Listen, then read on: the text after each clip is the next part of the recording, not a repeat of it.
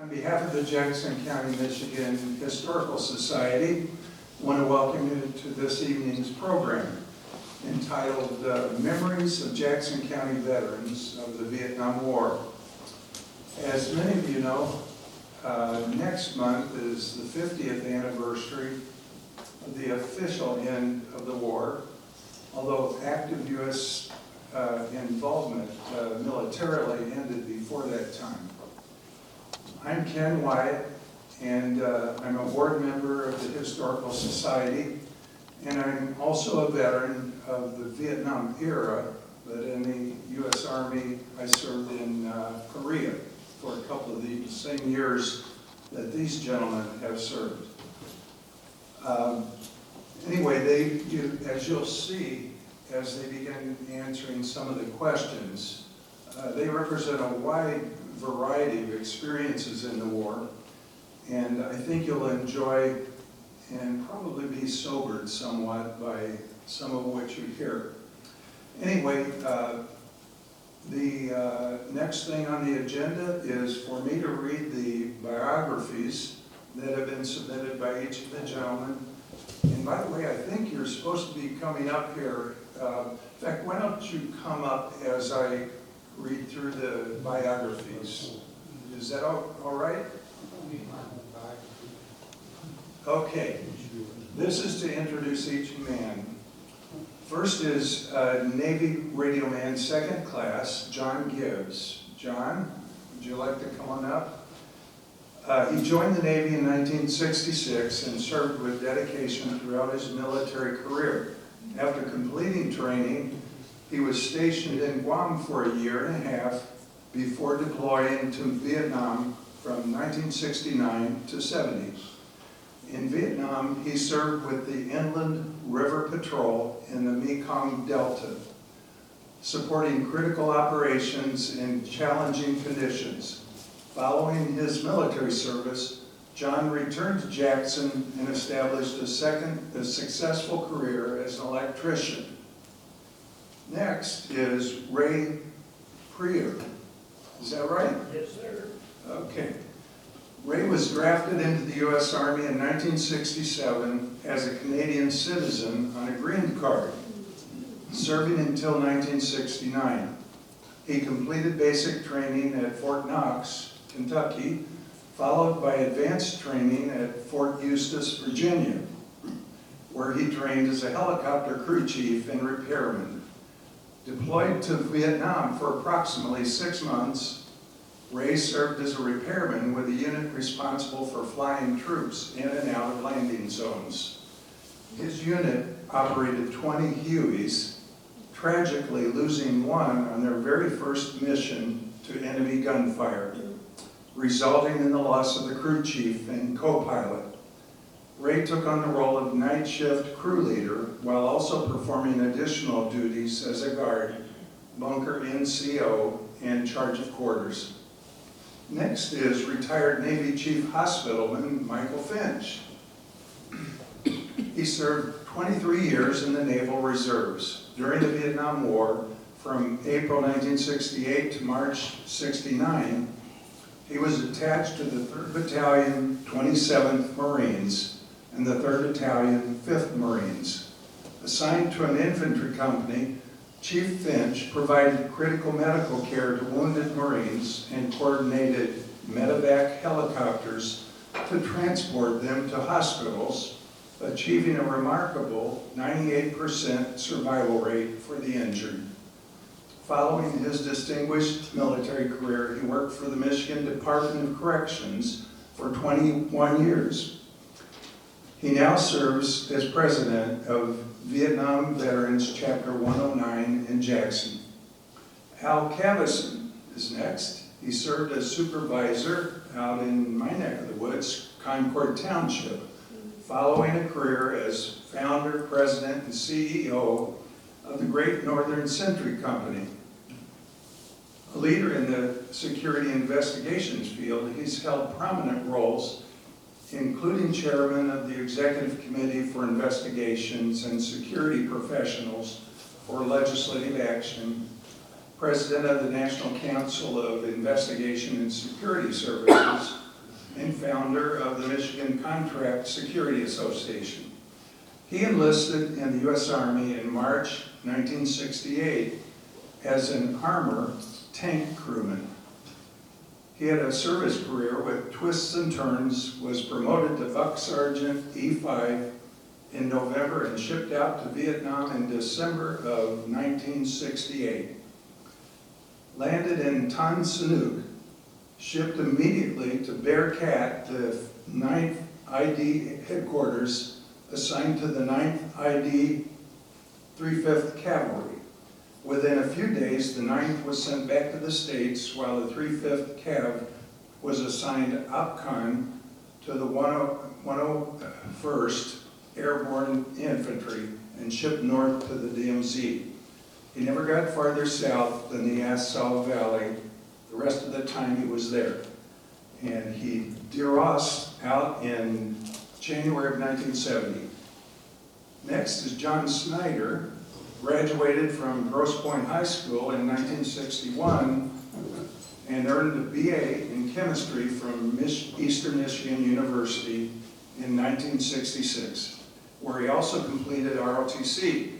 Hours after graduating, he was commissioned as a second lieutenant in the U.S. Army Engineer Corps. Following training at Fort Belvoir, he was stationed at Fort Lewis, Washington, before deploying to Vietnam with the 20th Engineer Brigade. From July 67 to July 68, he commanded the 547th Engineer Platoon, MAP Depot, overseeing map distribution to units across 3 and 4 corps areas. During the Tet Offensive of 1968, his unit fortified defenses and maintained operations without incident. After returning to the U.S., he served in the Training Division in Flint before resigning his commission in 1972. He went on to work as an analytical chemist for the state of Michigan, retiring in 2002. In retirement, he became an active lifetime member of the American Legion, Veterans of Foreign Wars, and Vietnam Veterans of America. Walt Reed, a Jackson native raised in Clark Lake, graduated from Michigan State University and was commissioned into the U.S. Army through ROTC. He served 2 tours in Vietnam, first with an armored cavalry unit from 1967 to 68, and later as an Army advisor to a Vietnamese infantry regiment from 1972 to 73. During his second tour, he witnessed President Nixon's announcement of the end of U.S. military involvement, but remained on assignment with the 4-party Joint Commission to end the war and restore peace. After his military service, Walt taught ROTC at Eastern Michigan University and later joined Chrysler Defense in 1977, working on the Abrams main battle tank project. After 24 years with Chrysler Defense and General Dynamics, he returned to Clark Lake and visited Vietnam again as a tourist in 2007, fondly recommending it as a family destination. Army Sergeant Gene McGee was drafted into the Army at age 26 and served in Vietnam during the Tet Offensive in 1968. As part of the engineering unit, he led numerous patrols in search of the enemy and also served as a drill instructor during his military career. A dedicated veteran, Gene is a longtime member of various Vietnam veterans chapters and continues to give back to his community by delivering Meals on Wheels to seniors in Jackson. He is often accompanied by his PTSD service dog, a beloved golden doodle cherished by his fellow chapter members. Finally, Army Staff Sergeant David G. Snur served from 1966 to 1970, beginning with basic training at Fort Leonard Wood and advanced communications security training at Fort Devens, Massachusetts. He deployed to Vietnam in 1967, serving in the Central Highlands before being stationed in Okinawa from 1968 to 1970. After returning stateside, he served with the 1st Infantry Division at Fort Riley from 1974 to 76 in helicopter maintenance, followed by a deployment to Korea near the DMZ from 1976 to 77. Afterward, he served at Fort Bragg as a unit reenlistment NCO and concluded his career as a helicopter maintenance instructor at Fort Eustis, Virginia from 1979 to 1980. Gentlemen, take your seats, please. And now I would ask our president of the Historical Society to come and take over as moderator. And he's got a pile of questions to ask. Maurice?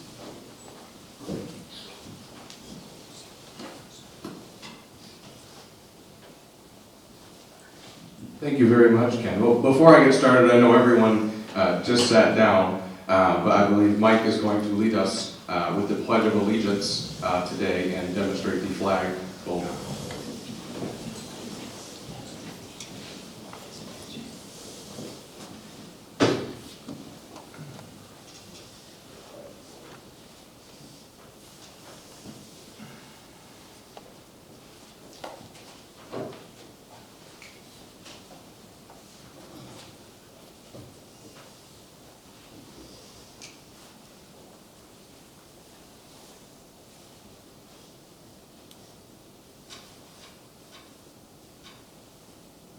I pledge allegiance to the flag of the United States of America and to the republic for which it stands, one nation, under God, indivisible, with liberty and justice for all.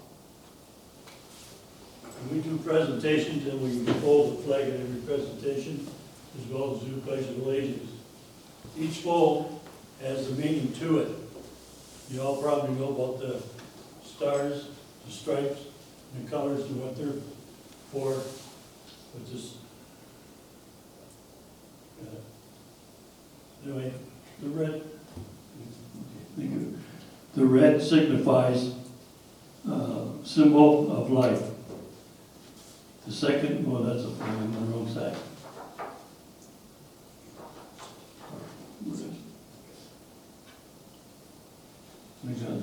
Okay. The first fold of our flag is a symbol of life. Second fold is a symbol of our belief in eternal life. Third fold is made in honor and remembrance of the Vietnam veterans departing our ranks who gave a portion of their lives for the defense of our country to attain peace throughout the world. The fourth fold represents our weaker nature. For as American citizens trusting in God, it is in Him we turn in times of peace as well in times of war for His divine guidance. The fifth fold is a tribute to our country. For in the words of Stephen Decatur, our country in dealing with other countries, may she always be right, but it is still our country, right or wrong. The sixth fold is for where our hearts lie. It is with our heart that we pledge allegiance to the flag of the United States of America and to the republic for which it stands, one nation, under God, indivisible, with liberty and justice for all. The seventh fold is a tribute to our armed forces, for it is through the armed forces that we protect our country and our flag against all enemies, whether they be found within or without the boundaries of our republic. The eightfold is a tribute to the one who entered into the valley of the shadow of death, that we might see the light of day. The ninthfold is a tribute to womanhood and mothers, for it has been through their faith, their love, loyalty, and devotion that the character of the men and women who have made this country great as it has been molded. The tenfold is a tribute to the Father, for He too has given His sons and daughters for the defense of our country since they were first born. The 11th fold represents the lower portion of the seal of King David, King Solomon, and glories in the Hebrews' eyes, the God of Abraham, Isaac, and Jacob. The 12th fold represents the emblem of eternity and glorifies in the Christian's eyes God the Father, God the Son, God the Holy Spirit. The 13th fold, or when the flag is completely folded, the stars are uppermost minded of us, of our nation motto, in God we trust.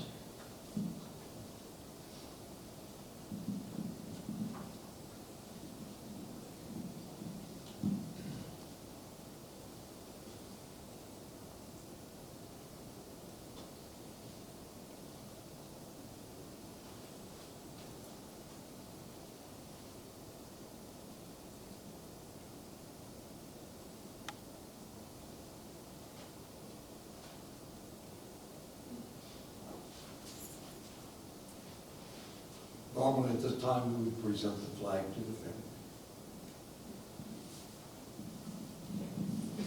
Thank you very much. I'm going to sneak through and turn these microphones on. Hopefully we don't have another volume issue.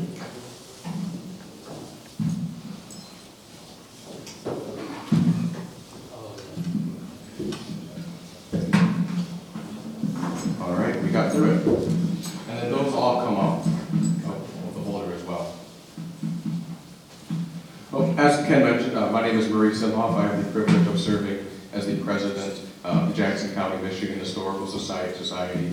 And tonight is certainly something special. We are doing a panel with Vietnam veterans of Jackson County sharing their experiences. This is something that was done by the former Jackson County Historical Society in the early 2000s, where they did one first with World War II veterans, and then they did a following one several years later with veterans of the Korean War. It was an open format, so I would ask a question. Anyone is welcome to answer it. There's no particular order in which someone has to answer. If you don't want to answer the question, you don't have to answer the question. Other people can answer it as well. But before we dive into our first question of the evening, and the first two are kind of just like raise your hand questions. Won't dive in too much. But does anyone have any questions before we get going with the rest of our program? All right. Does anyone in the audience have any questions before we get going with the rest of our program? All right. Well, thank you very much. Let's dive in. Were any of you on active duty at the time that the war broke out? All right. We'll continue. And then, if I did mention already, the majority of these questions are recycled from the Korean War veteran panel as well. Say the question again. Were any of you active duty at the time that the war broke out in Vietnam? Can you share a little bit about your service? Commissioned in 1962. Actually, the beginning of the war was about that time, but it didn't start being recognized until about 1965. So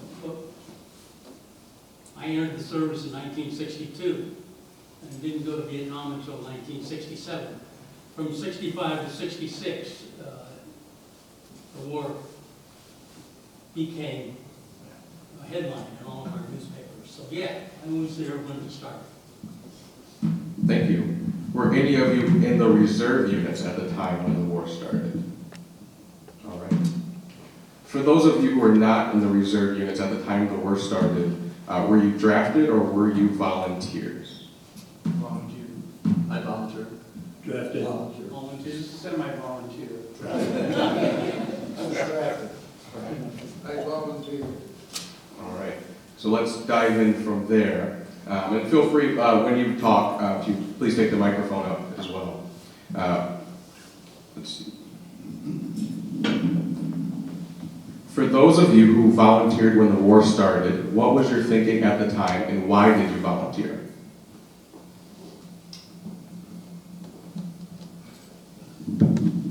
I had grown up in Southeast Asia. My parents were Christian missionaries. They came back to the United States and went to Bible Bible school in Waukesha, Wisconsin, and graduated from there. But being 19 years old and understanding that under the domino theory, if South Vietnam fell to the north under the communists, that Laos would fall, Cambodia would fall, and Thailand eventually would fall, and that was my homeland where I'd grown up. So Asians were my people, and I felt like I was defending especially the Thai country that had never been conquered. It had been occupied during World War II, but it had never considered itself conquered by anybody. So my reasons partly were defending my own homeland, but I was also an American. I went down to the American Embassy when I was 18 and registered for the draft. But by the time 1965 came along, the war was beginning to accelerate, and I enlisted in December of 1965, and by the beginning, I had a year of training between basic training and security communications training in Fort Devens, and then as I arrived at the end of 1966, they sent us home for 2 weeks leave, and I had to report to duty before New Year's to open an Army terminal and be shipped over to Vietnam. I arrived right after the New Year in 1967, and I was there from 67, and I volunteered to stay another 6 months, so I was there 18 months the whole time I was there. I was stationed in the Central Highlands out along the Cambodian border and the Laos border. We were interdicting the North Vietnamese as they were running supplies and trucks south along the Ho Chi Minh Trail. I was born in Detroit in 1949, and I grew up in the 50s and 60s, and I'm sure that's pretty familiar tune to most of us here. When I was a kid, everybody was a patriot. Everybody was a patriot. You never heard anybody speak ill of America or our military or any of the rest of it. My dad was a union bricklayer. All his buddies, all our relatives were union guys, and every one of them served in either the Second World War or the Korean War, some of them even the First World War. And these guys would get together, and us kids, we couldn't get enough of it. So I think the question was, why did you join and what, okay. We couldn't get enough of it. They frequently would kick us out. We would be hanging around, doorposts, listening to what they were saying. We were learning, first of all, how to be men, but we were learning our parents' patriotism. And the big thing about patriotism back then was everybody that was in this country, almost to a man, had fled Mussolini's Italy, they'd fled Hitler's Germany, they'd fled Romania, Russia, they fled totalitarian, dictatorial, Nazi, fascist regimes, and they came here for the liberty and the freedom that America offered. Everybody loved this country. So, as I was going through high school, the operative philosophy amongst all my classmates was, what are you going to do after high school when you graduate? Almost to a man, everybody's over. I'm going into the service. I'm going to do a stint in the Army. I'm going into the Navy. I'm going to be a Coast Guardsman, whatever. Everybody planned on going into the service and doing their part to support our country. If you look at my yearbook, 90% of the comments that are made by people that sign my yearbook involve something to do with being in the service, with serving the country, and the pride that we had in our country, the pride that was instilled to us by our parents, which we really aren't doing much anymore. was palpable, and it was overwhelming. It was everywhere. So I joined the service intending to do my bit to support my country and defend my country. I would learn more about that later, but that was the whole thing right there. And that's the most important thing about gatherings like this, is that our youth find out the truth, that they know that what we have in America today, what our social situation is today, that ain't what it was. That isn't the way it's always been. Okay, first of all, starting with the pride of serving our country. Back in junior high, I was deciding that I wanted to go into the electrical field through a gentleman that I knew that was an electrician that inspired me. So I was going that course. I was going through high school and realizing that the draft was going to come up someday. And I worked towards thinking about the Navy as being a step in that educational program that would help me to get the knowledge I needed to proceed toward being an electrician. So Vietnam was not in my plans at the moment, but I did see the Navy as an opportunity and a privilege to serve.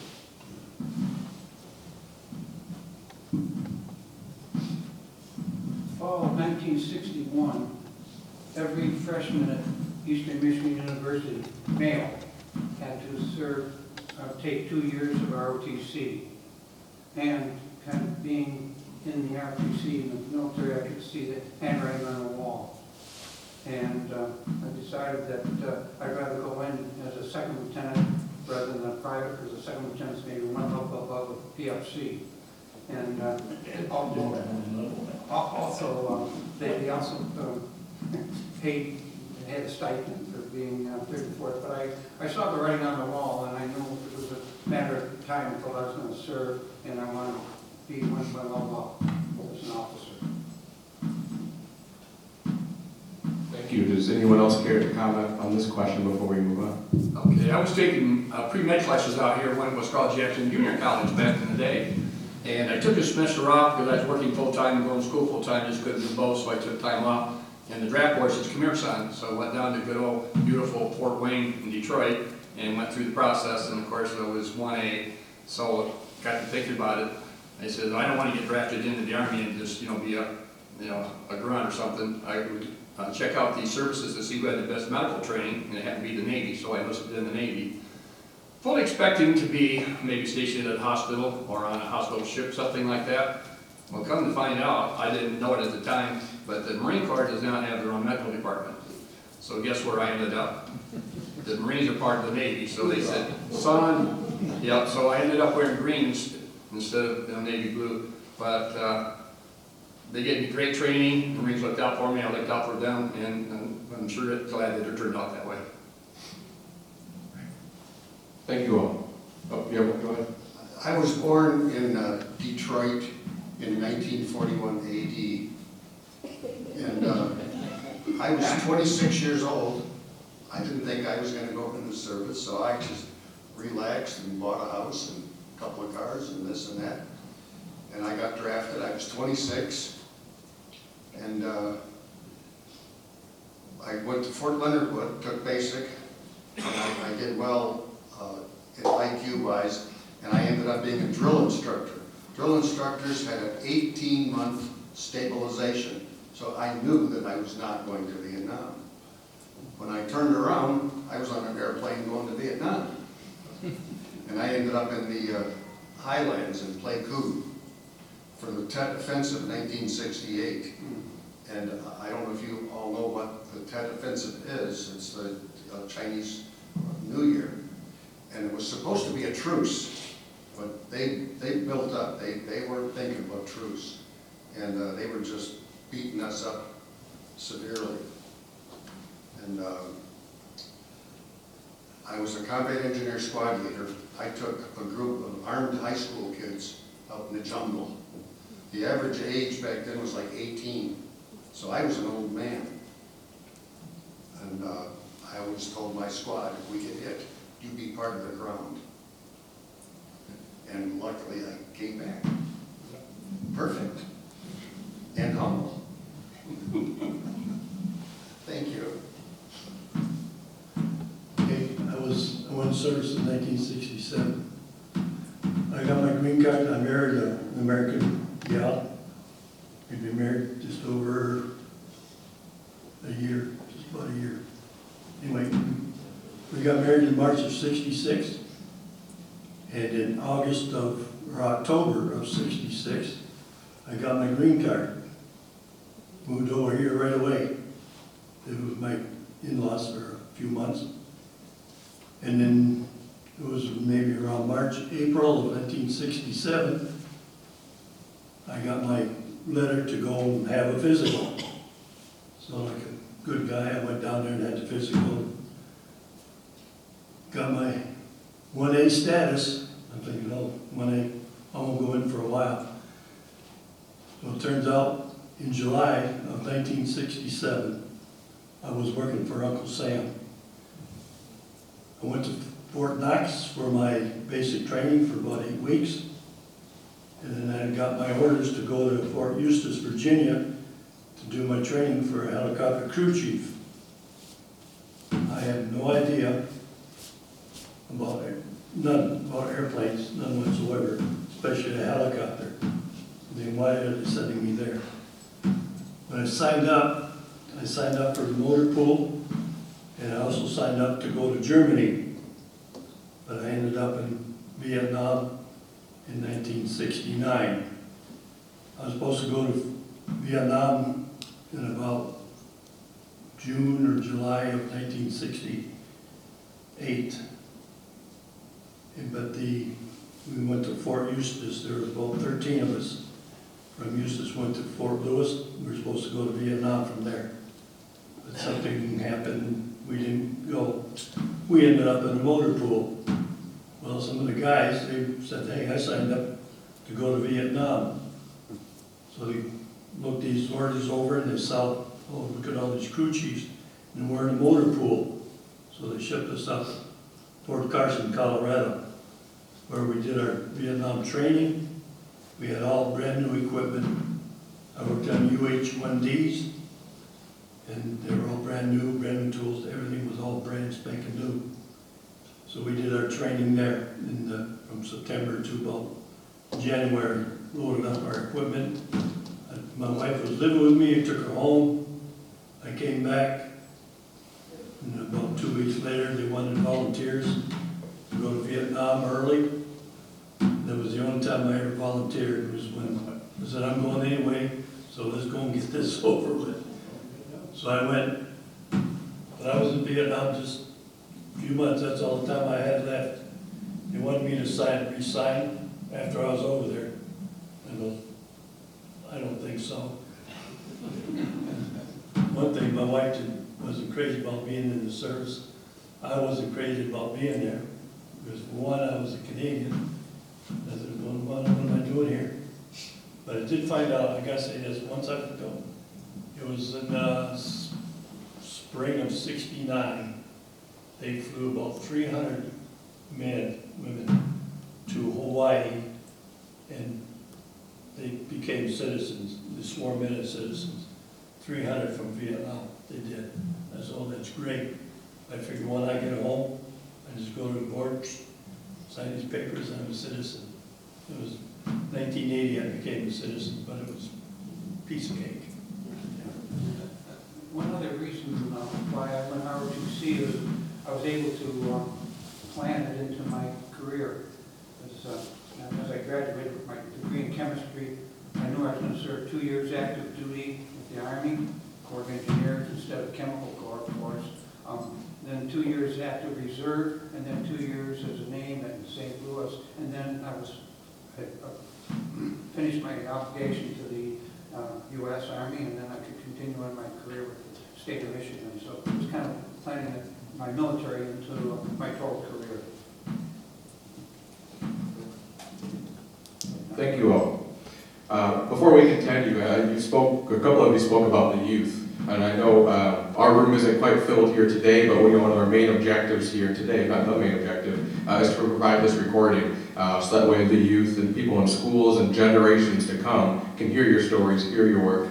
So that's one of the main stories. Even looking back now at the Korean War panel and the World War II veteran panel, of those have already impacted people. So while there might not be thousands of people in this room, I believe that we'll have quite a few viewers later as we go forward. Al, you spoke about patriotism, and this next question ties into patriotism. Growing up with World War II veterans and Korean War veterans, did their service and patriotism have any bearing on your thinking or decision process to enlist? Absolutely. Absolutely, no question. And I think that patriotism had as much of an infectious effect on not just me, but every youth, every teenager, every young person of the day, as the negative stuff that we're seeing in our society has on today's youth. There's no question. I can't imagine, like I mentioned the first go around here, nobody ever spoke ill of the country, nobody ever spoke ill of our president, nobody ever spoke ill of our military. I would imagine they'd probably pounded them into a mud puddle if they did. You know, you just didn't do things like that in those days. People were so proud to be American. They were so proud to be part of this country. They were so proud to have served. It's incredible. You know, and when you look at a society where probably 80% of the adult males have either brothers or fathers or cousins or friends or relatives or neighbors that were killed in one of those conflicts, you have a pretty profound sense of commonality of purpose and a pretty profound sense of patriotism, of love of country. You know, so yes, it had an incredible effect on me. And that would not dissipate until after I got home from Vietnam, which is probably going to be a different question. But at any rate.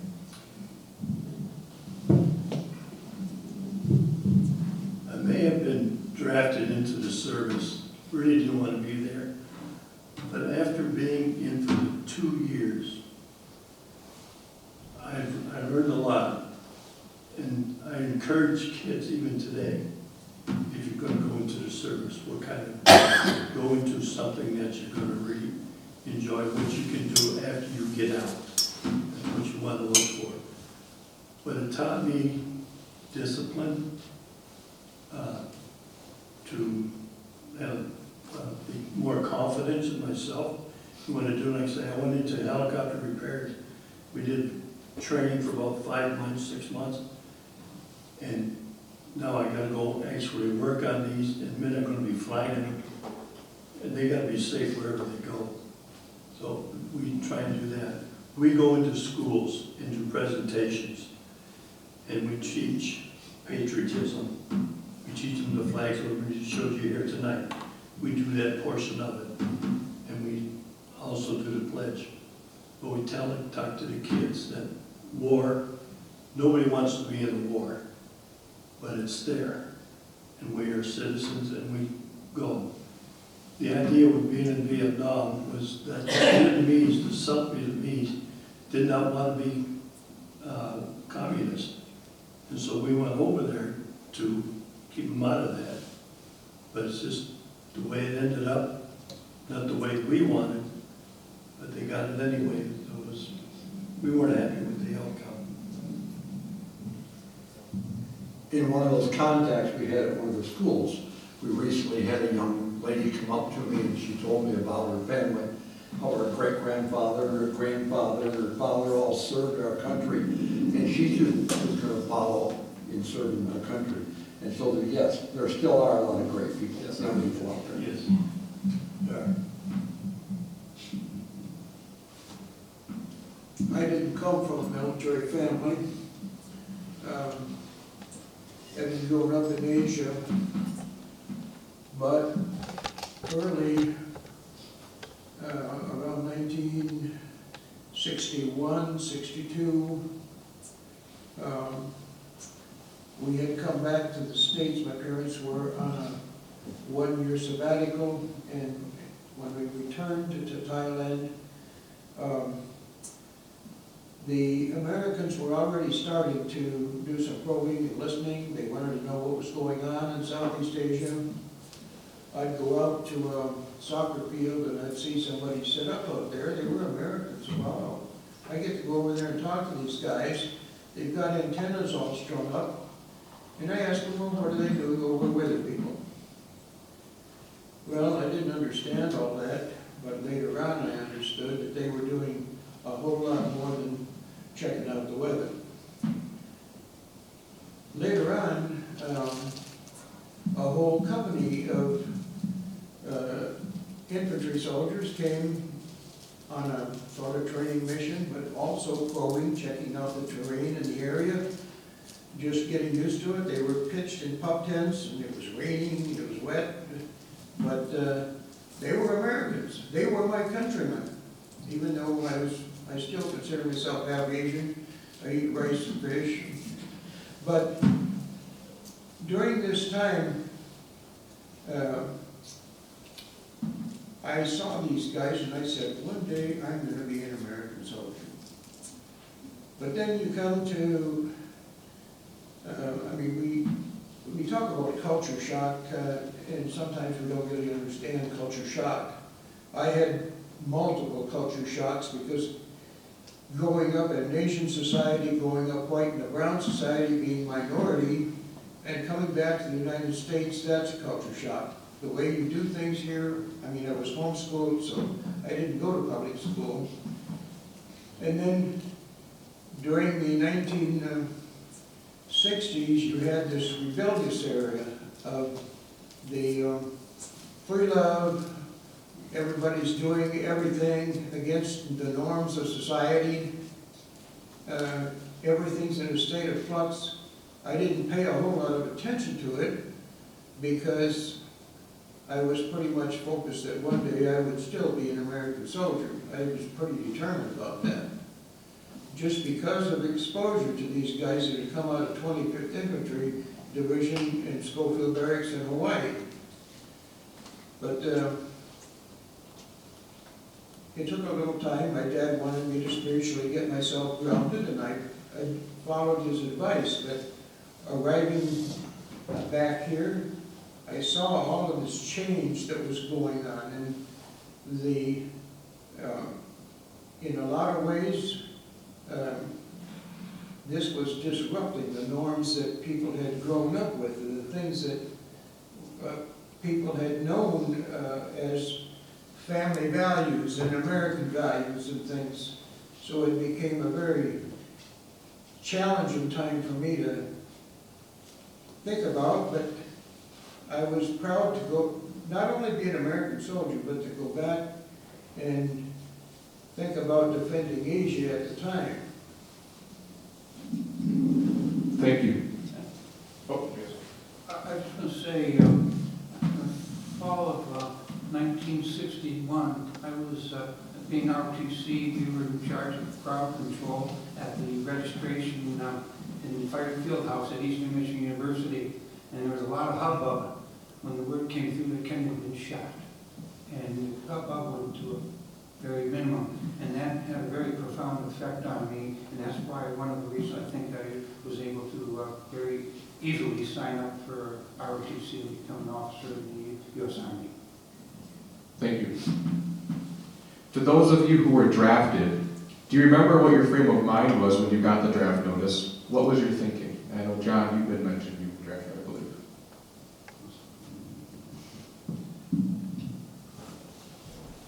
I think it was an expected time because we knew the draft was there. I know at the time I lived up in Lansing, I was 12th on the list in Lansing. And so I knew that at the time was going to come, Uncle Sam was going to say either you'll go mandatory-wise or you can volunteer and kind of go the route you want to go. So it was expected, but not feared.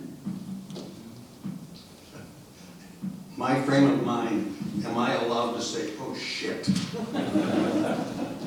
And I had a brother-in-law that had just gotten out of the Army, and he said, oh, you're not going to go to Vietnam.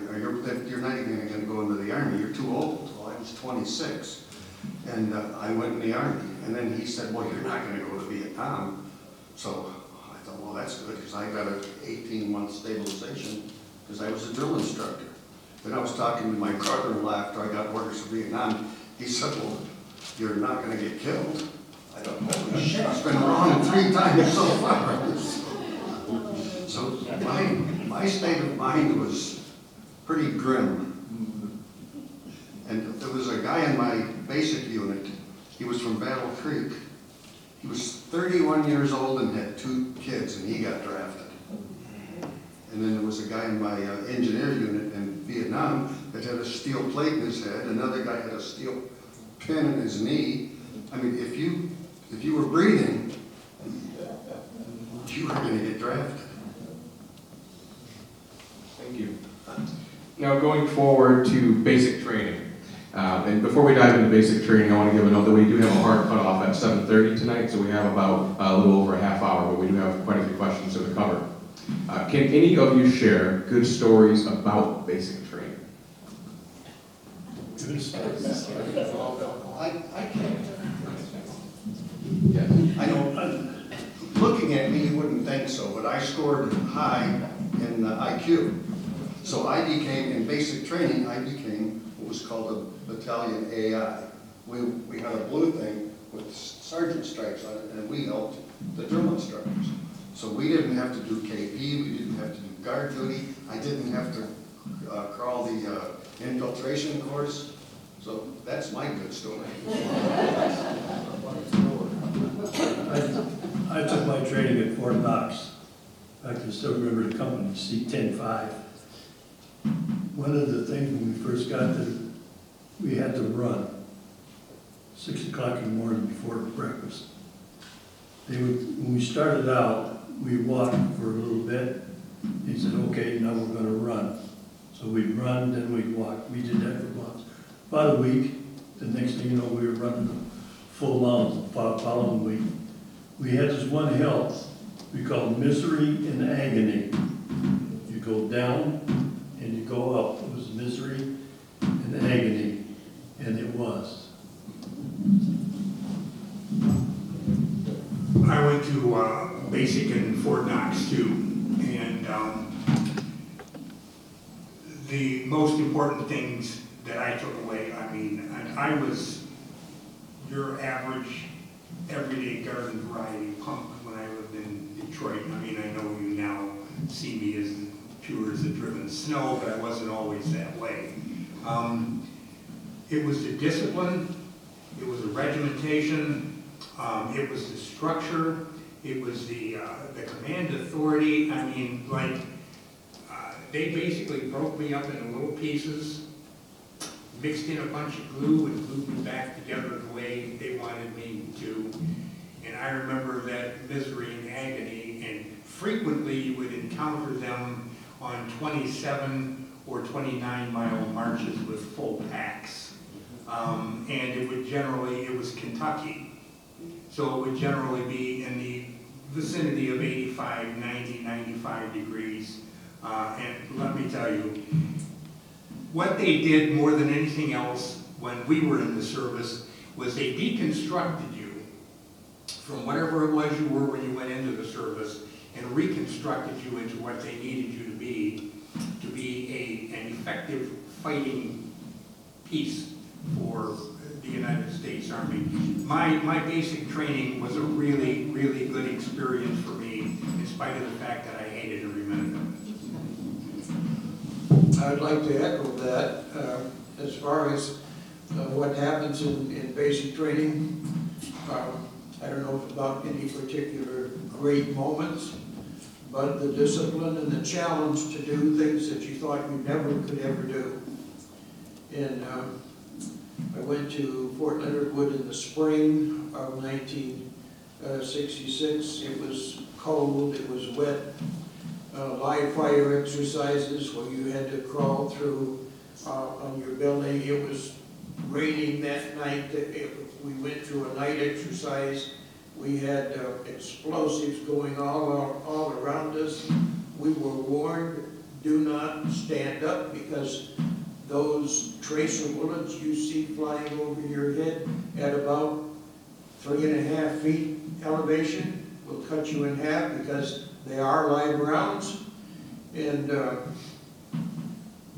as we crawled through the barbed wire and the mud and everything, you wondered whether you were going to make it, because there were a few guys when they'd have to close the range down, stop everything, because somebody did panic and decide they were going to stand up. And but the discipline that you learned carries me today. I had to make my bed. I don't make it so tight that you can bounce the water off of it anymore, but every morning when I get up, I still make my bed. My basic training story is a little different. I commanded a basic training company in 1966. And my story is about one of McNamara's 100,000. For those of you who don't remember, Secretary of Defense decided that he would lower the enlistment standards and we would take 100,000 soldiers that normally could not pass, and we would bring them into the service. One of my young soldiers was his name was Jimmy Olsen. I know that because it was Superboy's pal, Jimmy Olsen, for those of you who are Superboy fans. Jimmy, at the end of his 8-week cycle, I processed him for discharge. The discharge is simply unfit for military service. He doesn't lose any of his privileges. And as I processed him, I received a call. His mother wanted to talk to me. He lived 1 mile off Fort Lewis, where I commanded. That Saturday, she came in and she said, "I understand you are trying to discharge my son." "Yes, ma'am." "You're not going to do that." "Okay. We're going to keep him in the service for 181 days. At that point in time, you will discharge him. He will be eligible for veteran benefits. He will go to work where I work, VA hospital, and he will become a ward orderly, and that's what we have planned for his life." She was successful, by the way. I always wondered if Jimmy made it.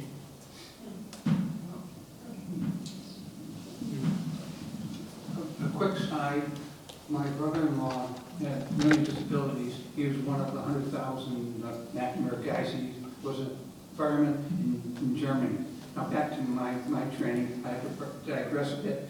In my chemistry class in 1961, I don't know why, but the prof had us distilling nitric acid and toluene, making dinitrotoluene. He said, "Please don't let your still pops, your flask go to dryness, because there's going to be some residual trinitrotoluene in there." And one of the guys did. You should have seen the records around our lab when that TNT went off. And back in the training, I walk in, the guy takes his block of TNT, goes bam on the side. I almost felt my britches, because I remember what happened in 1961. And the other thing that really impressed me was we were, again, the engineer officer basic course was a whole lot different than for the enlisted men. And one of the things we had to do was to make trenches, anti-tank trenches. It took ammonium nitrate. Anyway, they had us in this bunker, and they set it off, and it was beautiful. It just went up like this. The thing was, it rained mud for about 5 minutes. I couldn't believe the effectiveness of that ammonium nitrate as an explosive. So that made an impression on me. Unfortunately, so did McGay, or whatever his name is, in Oklahoma City. Thank you. Our next question is, was there any point, either in basic training or at some point after that, when you suddenly developed a realization that your life was different, that you were in a big war, you're not in a big war? Probably the first time I got hit. And that would have been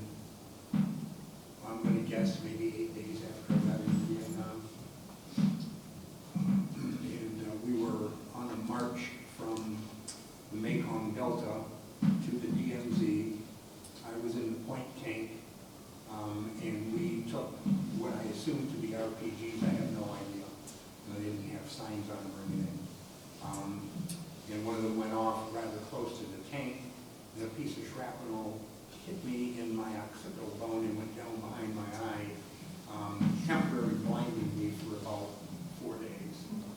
And they shipped me to the hospital ship, the USS Sanctuary. When I regained my sight, there on that boat, and they didn't send, you know, bruises and scratches and broken arms and things. They sent the serious cases out there. And that was an epiphany. That was a stellar moment for me. Thank you for sharing. Does anyone else like to? Yes. I used to take, like I said, a group of high school kids out in the jungle on patrol. And the first time I went up to the duty roster, and it said, Sergeant McGee, night patrol. Well, I went to my platoon sergeant, and I said, who's the comedian? I said, it's scary enough to be out there daytime, and you want me to go out at night? And he said, no, that's for real, you're going out. So that was a poop your pants affair there. I was terrified. I was stationed out at Dak To for a while on the Cambodian border along the Ho Chi Minh Trail. And there was a lot of activity there. There was a mountain ridge that we didn't control, that we should have controlled, but they would shoot rockets down on us from there. And when those rockets fell, we had one fall within, from here to the wall from me, dug a hole big enough to park a pickup truck in, and I didn't get a scratch. They threw dirt and shrapnel everywhere. And we were looking at this time for how to find the enemy. We were using airplanes with radio direction finding and so forth. And along the Ho Chi Minh Trail, when they took our intelligence information and gave it to the operational planners, one day they brought in a flight of about 5 B-52s, and they started an orbit. And as they went around this racetrack, number one started on a straightaway, and he would drop these bombs, and you see maybe some pictures of the bombs dropping out of a B-52. As that number one got down to the end, number two was here, and for 25 minutes, these 5 rotated, and bombs would fall to try to interrupt that Ho Chi Minh Trail, because they did move trucks, they moved stuff with bicycles, they moved stuff, and they looked to just destroy that road. But for 25 minutes, fire, brimstone, just earthquakes. I was probably 2.5 miles from the impact zone, and you cannot ever imagine the firepower that can, and hell that can fall from the sky. Just unbelievable. Thank you for sharing. And that ties into our next question. We just talked about it a little bit there. Can any of you relate stories? What was that? Yeah, too. Can any of you relate stories from your personal experiences of being involved in a combat situation? Yeah. How many do you want to hear? Just one, we got time. Just one, we don't have but half an hour. Yeah, in January 7th, 1968, I took command of an armored cavalry unit. We were armored. We had tanks and we had armored vehicles. I took command because the previous troop commander was killed. That action was an infantry battalion of about 1,500 and a cavalry troop of about 200 engaging with 3,000 North Vietnamese. It's a bad fight. We call them gunfights. Shortly thereafter, in fact, 6 days later, I I tangled with that NVA regiment again. Cost me 2 tanks. Luckily, it didn't cost me any people. But yeah, I saw quite a few conflicts. One of my most memorable things is when we were deployed out to the jungle, the helicopters would come in and they would hover, and we would throw our packs and then jump. And we had no idea how far off the ground we were. We could be 10 feet, 12 feet, and because of the elephant grass, you couldn't tell how far off the ground we were. And if we came into a hot LZ, which is me never taking fire, that helicopter would hover for just seconds and you were done. And you would hit the ground running.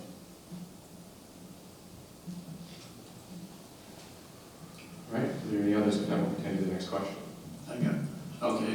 And my real memorable battlefield experience, we were on Operation Allenbrook, May 17th of 1968. We encountered a NVA division and 2 VC training battalions, and we just had 1 company, and we got caught in a horseshoe ambush. And that day I lost 22 dead, 78 wounded, some of them from E-casualties. And it took 2 companies to come in from behind in different directions to rescue us. And our machine gunner, he was able to lay down machine gun fire so I could treat my wounded. And eventually he popped his head up once too often and he died. And eventually he was awarded he received the Medal of Honor posthumously. His name was Robert Burke. Saved my life. We were out in night positions. Mortars come in, they shoot mortars at us, and I had a mortar land about 8 feet from me during the night. Fortunately, there was a metal edge there that protected me, but we had to medevac 3 of our 7-man crew off the boat and scramble and man the guns and defend ourselves. But kind of hectic. Thank you all for sharing. One other thing. Oh, yeah. On the flip side of that, I never fired my weapon in anger in Vietnam. I never had the chance to. So these guys, you know, they've been through hell. I was damn lucky. Can I comment on that when you said you did not fire in anger? The military regimented. You wait for the commands. You don't just fire at will or get mad and shoot people up. And when that did happen, such as My Lai and so forth, people were held accountable for their misconduct. So there is an orderly way to respond to the military. Thank you, John. A change of tone here. Did any of you have any brushes with celebrities, either military or perhaps civilian, such as USO entertainers like Bob Hope or Anne Margaret, or other well-known figures from the Vietnam War era? Well, I was selected to go to the Bob Hope show in Da Nang in 1968, and our battalion, they could, send so many people. They would, come send a transport plane to fly us to Da Nang for it.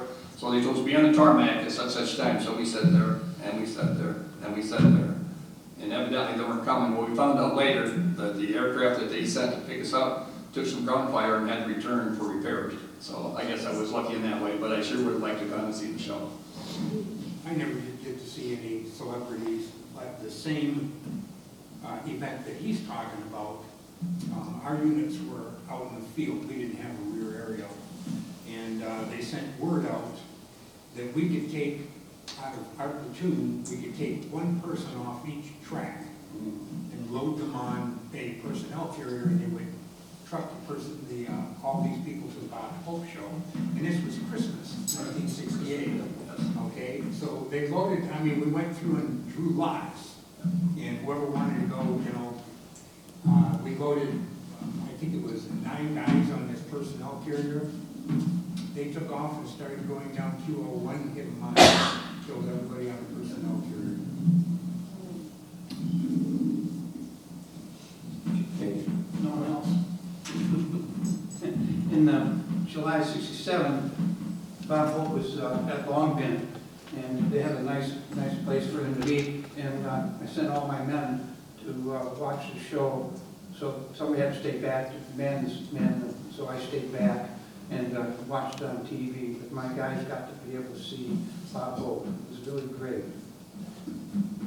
Very good. Were any of you aware of anti-war protests back in the U.S. during your time in Vietnam, and how did it affect you? I think we all were. You know, especially after the end of 1968 going into 1969. I think we all were, because 69 was Woodstock.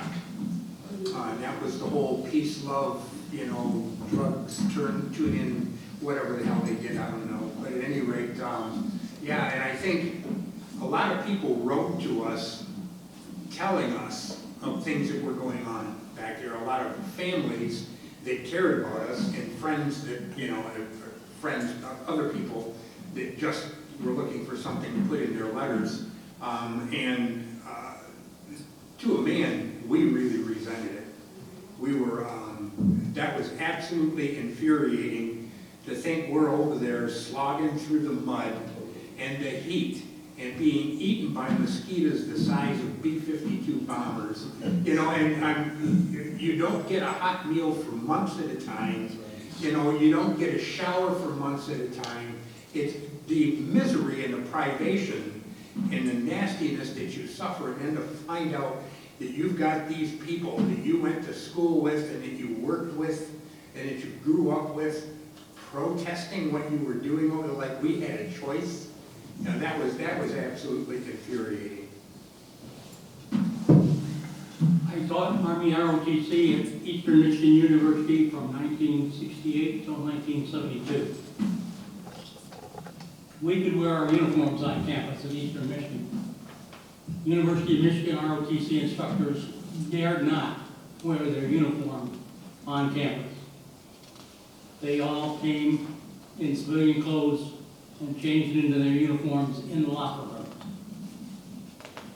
Knew there was a protest going on, didn't know I was going to be thrown right into the middle. Eastern was the right school to be in. Like Eastern. When I came back from Vietnam, I flew into Fort Lewis, and I was looking at the schedules, and I was standing and I was in my greens. A guy came up behind me, took me by the shoulders, said, "Out of my way, baby killer." And at that time, I was just flabbergasted. And then at Metropolitan Airport, a couple of hippies walked by, spit on me and called me baby killer. And I said, at that point, I didn't know what to say. But if that were to happen to me today, someone's going to have a fight. They might kick my butt, but they're going to earn it. The area we were in, we were pretty isolated from the news and communications, so we didn't really know what was going on back in the States. What got me most of all with this protesting and everything going on, a lot of the men were hightailing it over to Canada, which is called draft dodgers. And when I learned about a year ago, there was about 40,000 Canadians that came over to the United States and volunteered to go to Vietnam. And they were on their way over to Canada. And then they were starting to let the draft dodgers come back home. And no, I didn't go. I really didn't care for that. And I was at base camp, so we saw TV fairly, you know, what's going on. And when I saw Jane Fonda making happy with Ho Chi Minh, if she were walking this door today, I'd swear at her. So you have help. This is the problem that the protest movement affected everybody. It didn't matter what your rank was. It affected everybody that served. And as the war was drawing to a close and Nixon was bound and determined to end the war, so the Paris Peace Accords were going on, and you see all of this stuff going on where the protests are getting louder and louder and louder, and you realize that we had over 550 prisoners of war in Hanoi. We had others that were in bamboo cages in the jungle somewhere. Some of the guys never did make it into North Vietnam as a prisoner. They were prisoners in bamboo cages in either Cambodia or Laos. And here, it's like this country doesn't deserve the sacrifice that was given. We lost 58,479 in this war. And when they decided to end it and walk away and call it peace with honor, from the chief of staff of the Department of Defense, the 4-star generals all the way to privates, everybody was just devastated that our own government would do this. Thank you all. But I want to comment too as with myself, being a recent graduate not too long ago of high school and now in college, I think my generation as students, we've really only heard the protester side of the stories through school and media. And here I said, I'm hearing it directly from you guys in your response to how you view the protests and the different experiences. I think that is something I really never even heard myself. Yes.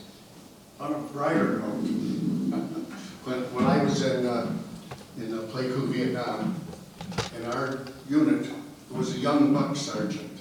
His given name was Major.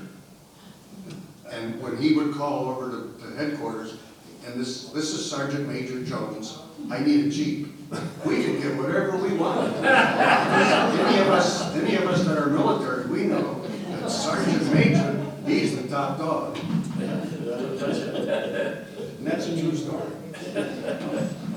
One comment, I was teaching chemistry here in college, nurses and everything, and someone was saying that their boyfriends are coming back from Afghanistan or worse, and I told them, you treat them with respect and kindness because they've done good service.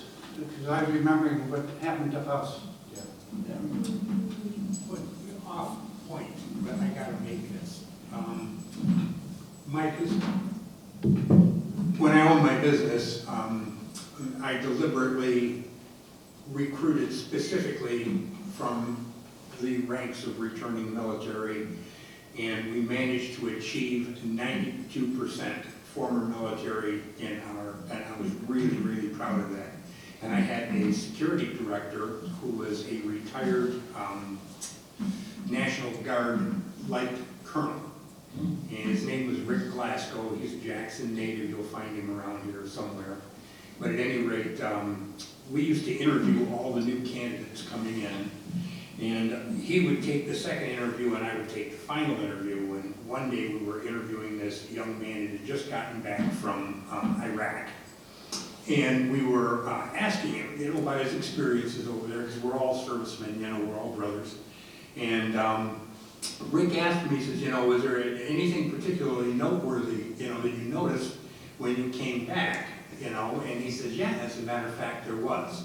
He says, when we flew in to wherever it was, whatever airport it was, he says, we got off the plane.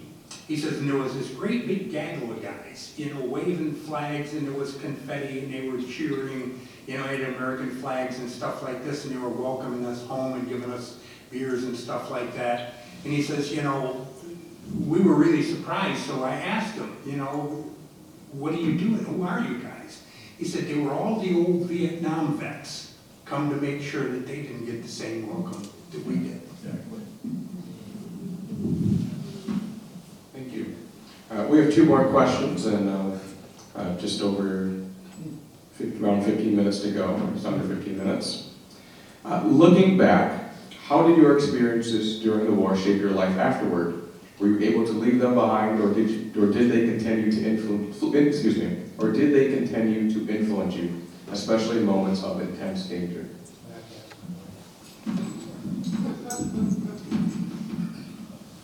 Influenced me enough that I went back to Vietnam in 2007 wife and kids, and several of the guys that were with me in my camp troop. One of our experiences tells the great story of Vietnam right now. We were on a bus and we went to the base camp that we used while we were over there. It turns out that it is now a Vietnamese Army camp. And we drove up to the gate, and a young Vietnamese soldier there with, by the way, an AK-47, nervous as a cat with a new litter, kept saying, "Get away from here, go away." And finally our interpreter said to him, "We want to know if there was an American unit here before you guys came." And the quote from this young man is getting on today. I'm 21. I've been in the Army 2 years. I've got 1 more year to go. I have no idea what was here before I got in the Army. Vietnam is a great place to visit. It's beautiful, white sugar sand. Their second language now is English. When we were there, it was French. They love Americans. They don't harbor any ill will. It'd be an interesting trip. Oh, by the way, it's 14 hours by air.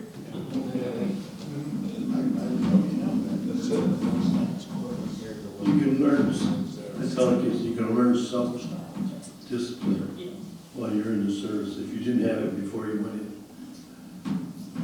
I found out after I got out that I could do all kinds of stuff that I never thought I'd be able to do.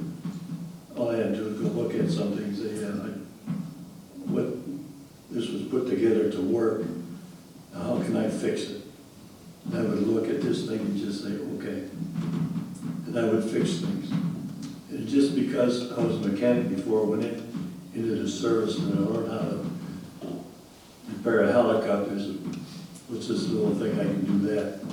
I have seen ceiling fans. You've seen them and you go up there and you start wobbling around. There's only one blade that's out of balance. I was able to fix a few of those just by looking in there. Wow, look at it. So you learn discipline. And that's what I try and tell even my kids. My oldest son's been 28 years in the service. He retired 2 years ago. But he decided he wanted to be an MP. But he learned real discipline while he was in there. He came out, and we couldn't believe this was our son. Even my wife said, "Hey, what did you do with my son? This isn't him." So you learn a lot of stuff, and I mean, it was good. I had always had an intense interest in aviation, and I had a private pilot's license before I joined the Army. I was also a ham radio operator and knew Morse code, and this was kind of why when they were building up intelligence units, they threw me into an intelligence unit. But when I got out of the service, I stayed in aviation. I worked for a company, Air Transport International, and they had a lot of military contracts. So we flew to a lot of places around the world. I was like a crew chief on a 4-engine heavy transport hauling supplies to military bases. I'd ride up in the front with the cockpit with the rest of the crew. And then when the thing hit the ground, of course, anything that was wrong was my job. But this discipline that I learned in the service and the learning helicopters in addition to other aspects of aviation gave me a 35-year career in aviation maintenance. I got to work on a lot of different airplanes. Some of them are kind of obsolete and gone by the wayside and become Coca-Cola and beer cans by now. But it was a very interesting time for me to be able to travel. At the same time, it was my time and their nickel to transport me around, because since I was an airframe and licensed FAA and aircraft and power plant mechanic, they needed my signature for anything in the logbook anywhere in the world. We went to places like Kwajalein, in the Marshall Islands, you don't go there if you don't belong there. Ascension Island in the South Atlantic, you don't go there if you don't belong there. Diego Garcia, you hear quite a bit about it, but you don't go there if you don't belong there. So, Thule, Greenland, you don't go there if you don't belong there. But I got to go to a lot of places, 66 countries and islands around the world during my civilian career. To briefly answer that question, when you get to Vietnam, most of us got what we call a short timer's calendar. You hang it on your locker or whatever, and you start Xing off the days. And when you get down to about a week or two, you are considered a short timer. And if you go over to Withington Park and look at that memorial, the name Paul Potter took my place. I was doing road recon. And my orders came through a week early, and my first sergeant said, if you can get ready in 15 minutes, you can go on a medevac chopper and get out of here. Well, I was ready in 3 minutes. And anyway, when I got back, I was feeling guilty because I abandoned my squad. And then when I found out Paul Potter got killed doing my job, it hit me hard. And I turned to drugs and alcohol. And I about killed myself with drugs and alcohol. I was under psychiatric care for about a year. And my psychiatrist told me that the guilt, it builds an inner wall. I forgot what they call it, the wall within, I think. And luckily, I had one of the best psychiatrists there is. And again, I turned out perfect and humble. Thank you for sharing. John, you had A common term we hear is PTSD, post-traumatic stress syndrome, which can linger over the years. When I first came back from Vietnam, it was a 21-hour flight to California, then get on another plane, come over to Great Lakes, north of Chicago. We were walking down the street there, and you know how when the rails on the train from interurban will hit the joints, it kind of clatters. There were two of us walking down the sidewalk, and all of a sudden, we were laying on the sidewalk, looking at each other saying, no, this is not happening, we're okay. About 8 or 9 years ago, I was driving down I-94 at night on the 4th of July. As I was driving through the dark all by myself down the highway, July 4th, somebody set off a bunch of fireworks right along the highway. So I don't remember anything that happened for the next 10 miles on the highway. So sometimes, even though you deal with it and you're not really diagnosed with having it, it still can come back and affect you from time to time. That's what Waldo's for. Right. It's not a good thing to anybody that's been in a combat zone. Don't sneak up on them, tap them on the shoulder, let them know that you're there. I had my son come, I was working in the basement one night, and he come down, and he kind of said, hey, Dad, real loud. And I had my back working on my bench, and he did that, and I had those goosebumps. It's a loud noise that gets us if we don't know it's there. I can watch a fireworks go off. Don't throw the fireworks behind me or any better, because you will make him jump. And if they're loud enough, he will hit the ground. When I was at the air base to come home from Vietnam, they put us under this tin roof.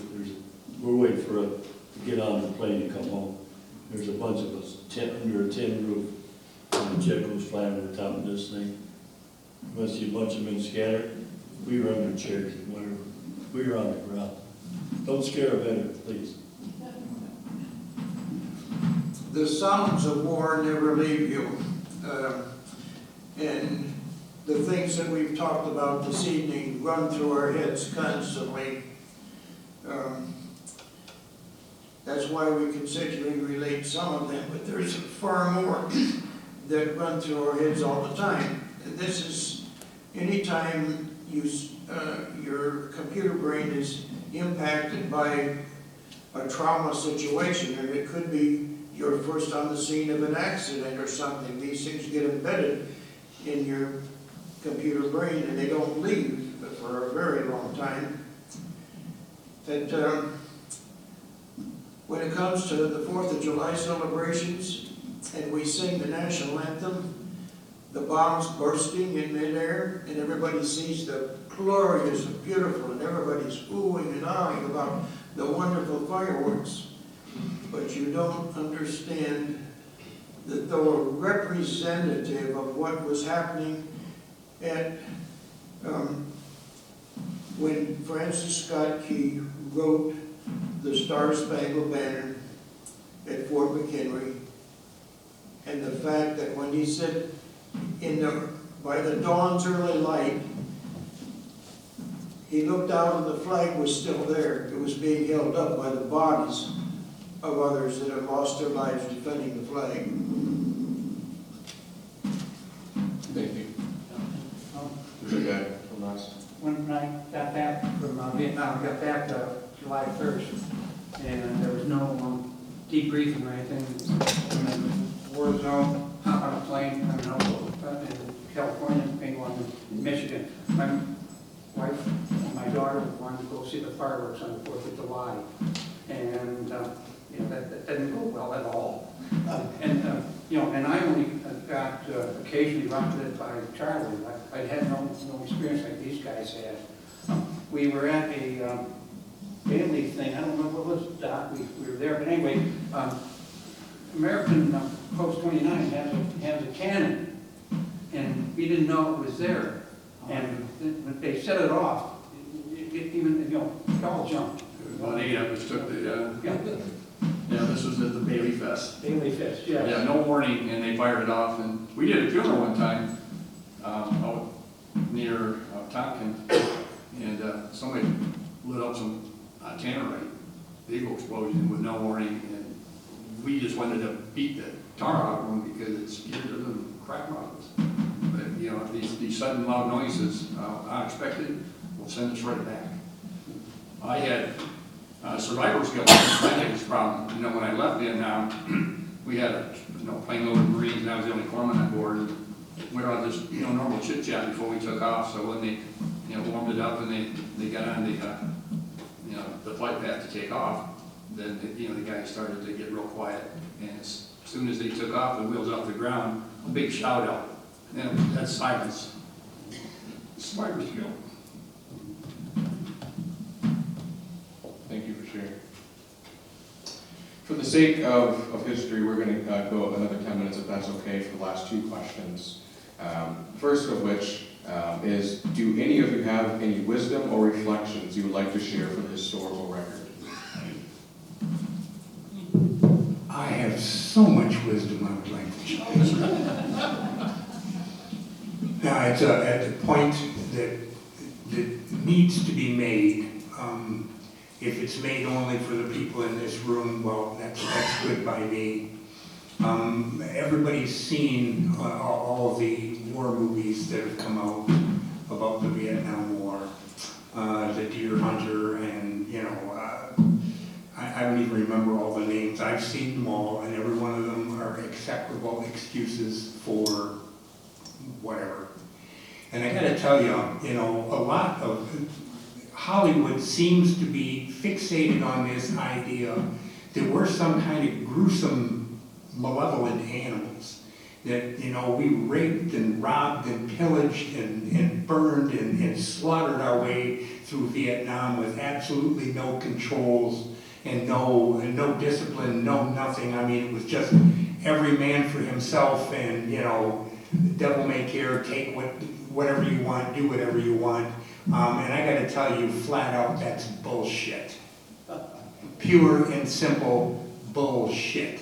I've seen movies where they depict platoons, squads, raping Vietnamese women. Nothing infuriates me more than to see things like that.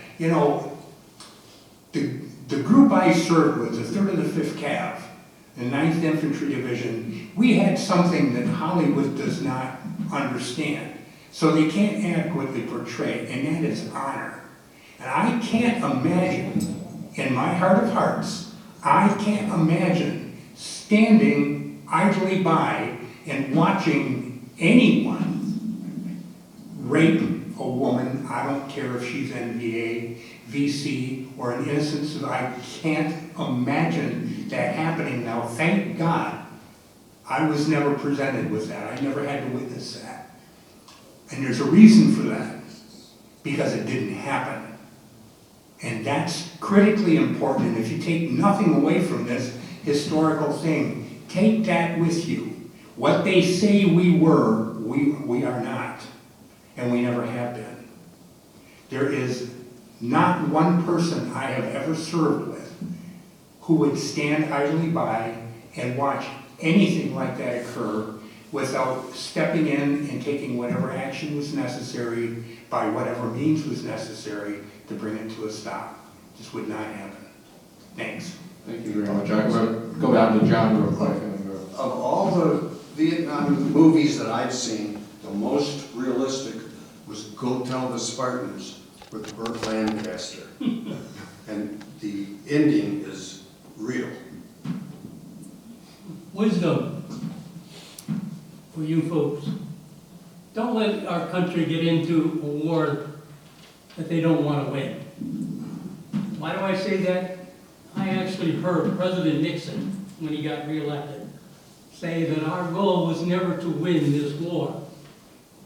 Our goal was to stabilize it so the Vietnamese could win.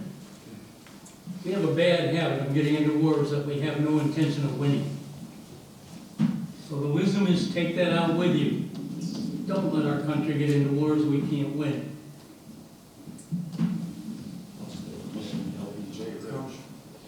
The war Powell, Afghanistan. Powell, I think he told Bush, you tell me what you want done, but don't tell me how to do it. Because a pilot told me in 1968, he was on the runway in Benoit, getting set to take off. The White House called him back. They wanted to change his munitions. The White House. No wonder he lost the war. That's right. Our chapter motto is never again will one generation of veterans abandon another. And that I'd like to leave you with this evening, that we value our camaraderie regardless of our service, our rank, or anything else. The fact that we have served our country honorably.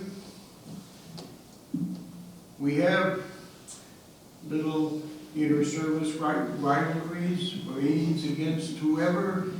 It's kind of always been that way. The Navy would put into Hong Kong, and the Marines would get off, and the Navy and the Marines are going to have a fight. Yeah.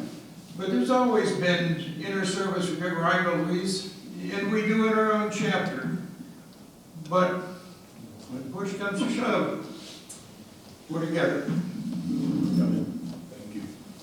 We have time for just 4 minutes, so does anyone in the audience have a question for our panel? Yes. I'm wondering if any of you veterans have been to the Vietnam Veterans Memorial in Washington, D.C., and what were your thoughts about it? It took me, I don't know how many years Well done. before I could actually go. I have two brothers that are on that wall. Paul Potter is one of them. It's incredibly profound. Incredibly profound. I was able to go on, I was living in Wisconsin at the time, and I got to go on Badger Honor flight out of Madison, Wisconsin. Had to be up there early in the morning, and my sister was my sponsor to go along with me. Her husband had just passed away a little while before, and we flew into Washington, D.C. We had a wonderful reception there. We had the tour of all of the different places. Yeah, something was going on at the Marine Memorial, and we couldn't go at that time, but we saw everything else.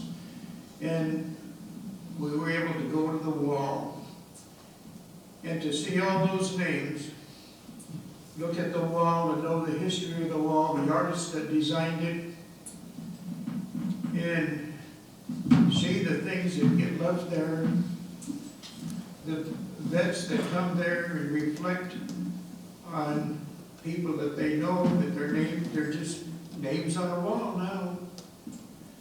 But it's a sacred place. And we as Americans have to let other Americans know that there are sacred places. We talk about monuments in this country, and somebody decided in this country that they were going to destroy history. And we were going to take down the Confederate monuments as part of our American history. This whole idea of changing everything that is American. North, south, east, west, it doesn't matter. We have a history that needs to be preserved and told to the next generation so that they can follow in our footsteps and love this country and our flag. Usually when you refer to the cost of war, you're talking millions and billions of dollars. But one of the costs of war that we have is the lives. And I think the latest number that I've heard for Jackson County is 51 young people from Jackson County gave their lives in Vietnam, 50 service to our country. Also, there's 4 of us up here on this panel that we went to Washington, D.C. with a high school group from Michigan Center High School. They made arrangements for us to see all the memorials, all the military memorials out in D.C. And the 4 of us actually got to lay a wreath at the Tomb of the Unknown. What an experience that was. I've done it twice now. But we all were very profoundly affected by that. There's 11 names on that wall, and I wonder if I could have done something different, they would still be with us. I've been there several times. Yeah. Gentlemen, I'd like to thank you for taking part in our panel discussion here tonight. But more than anything, I'd like to thank you for your service to our country. So if everyone in the room could stand and give a rising applause to our panelists.